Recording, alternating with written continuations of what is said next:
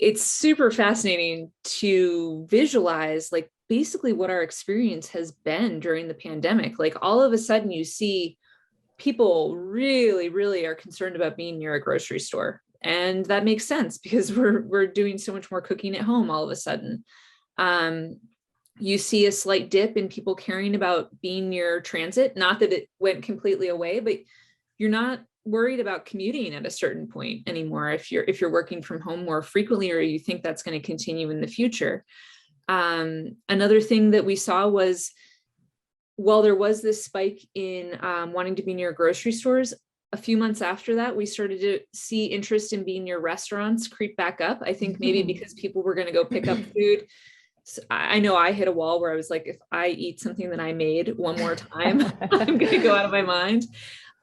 So can I order food near wherever I'm going to be living?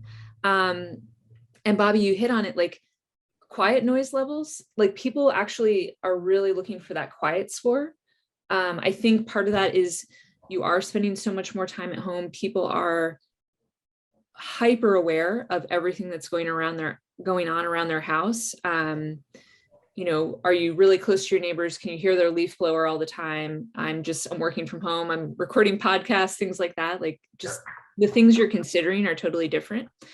So those are just some of the highlights that we've seen in our data.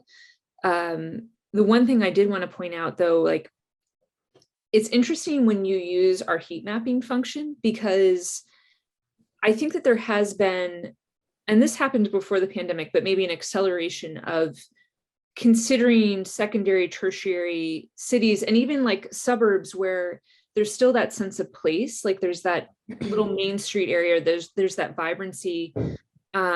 Maybe you're not in a gateway city anymore, but you still care about your lifestyle. And so I think by being able to look at like vibrancy or being near restaurants, you can still see those hot spots.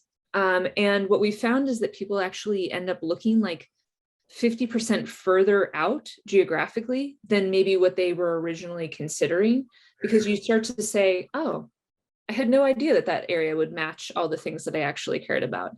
Not too far away. Yeah. So, and maybe I could afford more space there now that I'm spending so much time at home.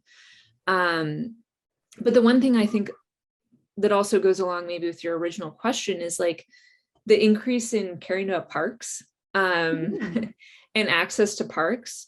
The need for outdoor space. Yeah. And it's something that,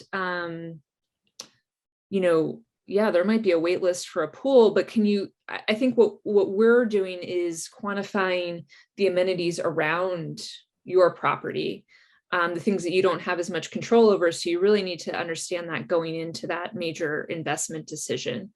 And it's just been interesting because, you know, whether you're doing it from a home buying perspective, a home development perspective, or even like from an office perspective, people are definitely caring about options to be outside in park spaces a lot more. That's something we're seeing.